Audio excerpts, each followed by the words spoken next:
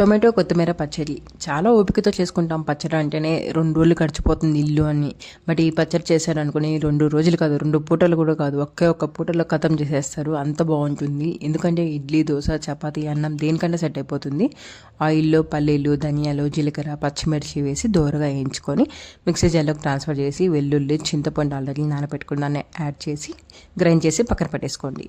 Same ప్యాన్లో 2 పెద్ద tomatoes తీసేసుకొని పైన తాటలు వేసే వరకు బాగా దోరగా ఎంచుకోవాలి. ఆ తర్వాత చేతి నిండా కొత్తిమీర యాడ్ చేసి ఒక 20 సెకండ్స్ ఫ్రై చేసుకుంటే చాలు. ఆల్రెడీ గ్రైండ్ చేసిన దాంట్లోకి ఇది ట్రాన్స్ఫర్ చేసి ఒక్క రౌండ్ వేయండి. బరకగా ఉండాలి, మరి మెత్తగా అయిపోతే టేస్ట్ అయితే ఉండదు. పోపు వేసేసుకొని ట్రాన్స్ఫర్ చేసేయడమే. చాలా సింపుల్ కదా. ఇంకా నా వీడియోస్ నచ్చితే ప్లీజ్ లైక్ చేసి సబ్స్క్రైబ్ చేసేసుకోండి. వీడియోస్ నచ్చితేనే చేయండి, ఎందుకంటే ఎవరు చేయట్లేదు. చాలామంది చూస్తున్నారు కానీ సబ్స్క్రైబ్ ఎవరు చేసుకోవట్లేదు అని లైక్ కొట్టట్లేదు. మీకు నచ్చితే please like and subscribe. Thank you.